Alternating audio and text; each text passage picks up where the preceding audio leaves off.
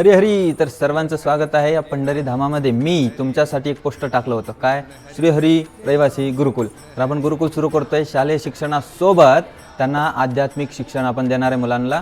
का माहिती आहे का? कारण आज अशी परिस्थिती आहे, लाखो रुपये शाळेला खर्च करतो, अकॅडमी, ट्युशन, त्यांचं आरोग्यासाठी, हेल्थसाठी, मेडिकल, कपडे, घरी मोबाईलमध्ये मुलं व्यस्त होतात आणि मग ते लॅपटॉप, टी व्ही आणि बरबाद.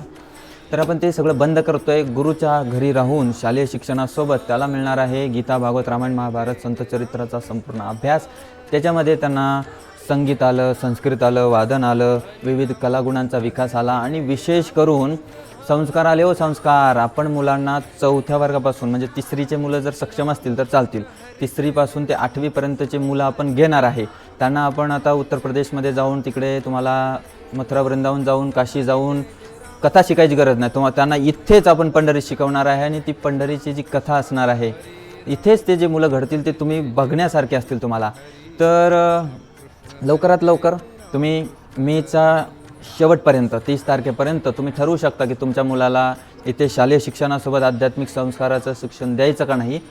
तर स्वागत आहे. बाकी शिक्षक वर्ग आपला हा संपूर्ण ट्रेंड आहे, वेल क्वालिफाईड आहे, शिकलेले आहेत आणि त्यांना आपण इथे बोलवणार आहे. यज्ञविधीसहित त्या मुलांना शिकवणार आहे. म्हणजे सूटबुटात सुद्धा उत्तम पंडित ब्राह्मण असेल, जेणेकरून तो घरी बसून भजन कीर्तनच काय हो, तो स्वतःच्या लग्नाचा विधी पण करेल एवढं आपण त्याला ज्ञान देणार आहे.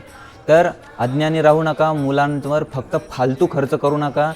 शालेय शिक्षणासहित आपल्या इथे शिक्षण आहे एवढं ध्यानात ठेवा. आणि मी सांगितलेलं आहे, आपल्या इथे खूप सुंदर अशी सुविधा आहे आणि ती बघण्यासाठी तुम्ही या, भेटा. मेची शेवटची 30 तारीख. त्यानंतर बाकी तुमच्या हातात आहे. राम कृष्ण हरी, जय जय राम कृष्ण हरी.